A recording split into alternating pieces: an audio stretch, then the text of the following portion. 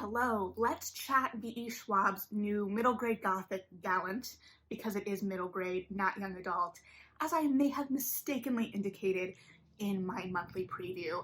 I just finished, I got some tears out, and we should be good to go. If you like Coraline or The Book of Lost Things, which I would argue are both in the same space and that they are kind of middle grade and also very much appeal to adults, although The Book of Lost Things, I don't know, I think that might be an adult book that's kind of written in the style of a middle grade. Not important, other than the fact that I think if you like those titles, this will appeal to you, because I do feel like it's pulling on some similar themes in what it's exploring. Olivia is an orphan. She lives at a home for young girls and young women. The only connection to her parents, her mother specifically, she has is this old journal.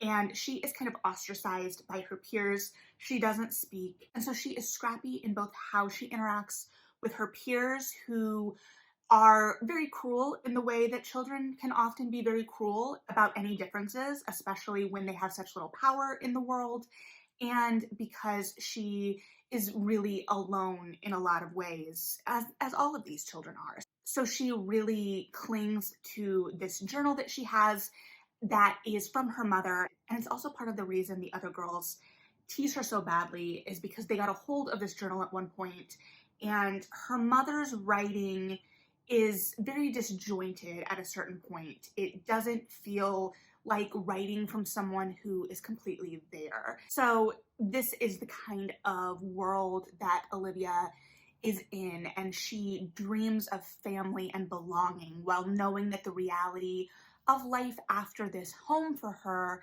is a much bleaker prospect. And so when she's called to the headmistress's office, I believe they do call it headmistress, and told that she is leaving, she doesn't know what to expect until she reads this letter from her uncle, and she suddenly has this home that she's being invited to and family and all of these things she dreams of. But at the same time, she's not willing to fully give in to the temptation of this dream. And when she gets there, there is a reason for that, in that her cousin does not want her there, makes that very clear immediately, and also informs her that her uncle has been dead and could not have written her that letter. And so she is going to stay the night, and the idea is that she would leave in the morning.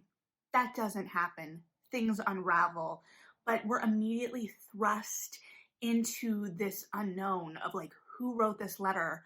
Why doesn't her cousin want her at this house?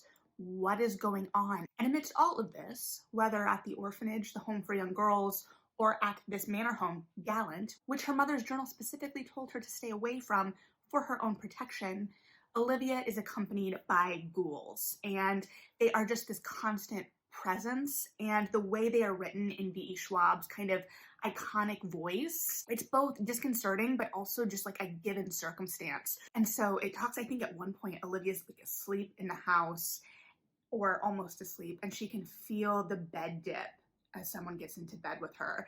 But she's talked about how she's gotten used to these ghouls, and she knows that they can't interact with her, they can't hurt her, but there is a very much macabre setting immediately, and that's the kind of tone of the thing. Also playing on this idea of light and shadow. And I think Gallant, the title, the name of the house, I think is also very central, because we're talking about ideas of bravery and heroism and what that looks like. And I think that that's a very central idea to this story, as well as ideas of home. And I'll admit that for part of the book, I was like, what is the point here? What are we exploring? And I think it's all done very subtly, because by the time we got to the end, I was like, oh. And then also we get hints, I would say from the beginning, of kind of this shadow world. We're introduced to this kind of master of the house character in this kind of breakaway point of view. So we get that sinister tint right away, and it's pervasive throughout. And then we get that kind of natural building. And because of the tone of the piece, it can feel a little less active than I think it actually is, especially because there's not tons of dialogue pushing things forward, right? Because Olivia doesn't speak. And I would like to talk about that just briefly. Potential spoiler, but I feel it's important to talk about. So if you don't want any spoilers, maybe not this moment, but it's very pivotal to the book that Olivia doesn't speak. And it's discussed early on that she has learned some form of sign language, but that the woman who taught it to her at this home is no longer there and no one communicates with her in that sign language. They kind of force her to use a slate to communicate, and really it explores both how her voice can be taken from her in her other forms of communication and how she fights to still communicate with the world around her in spite of that.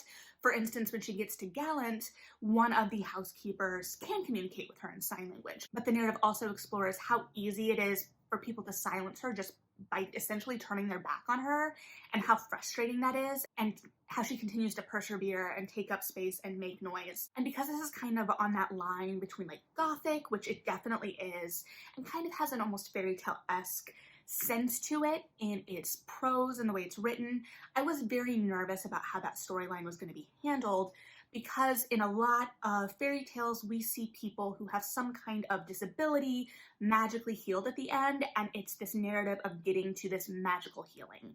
And I took a fairy tale class when I was in college and had a fellow student who I credit with a lot of my thinking around this, in that she advocated so strongly in that class against that kind of plot line and that kind of thinking that I think is ingrained in us so early in these stories, in that this idea that we can be magically fixed, or that we should expect to be magically fixed, or that there's some kind of moral endgame to being magically fixed. And so I was very nervous, even as I trust V.E. Schwab as an author, about how that plotline was going to end, especially because it had been so central to Olivia's character. And I will say this story did not end with Olivia magically regaining her voice or getting her voice in some pivotal moment at the climax that, you know, her voice was what fixed some problem for her. So I was really glad about that in the narrative. Now, when I talk about it feeling kind of like a fairy tale, it both gives indicators of time and place and doesn't. When I first started reading, especially when I heard about like the home for girls, and there was like a shed in the back, and there were like boys from town that would kind of hang on the periphery trying to catch these girls' attention or whatnot, I kind of had it in like late 19th century in my mind.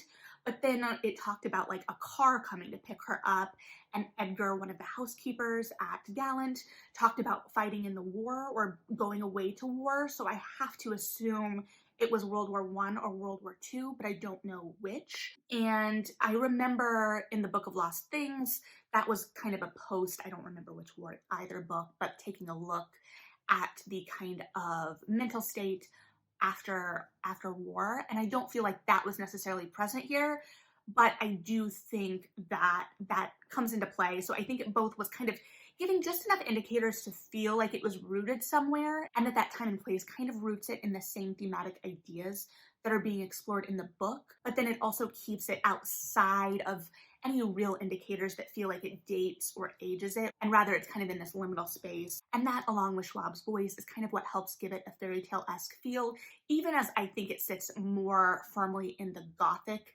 side of things, or on the Gothic side of things.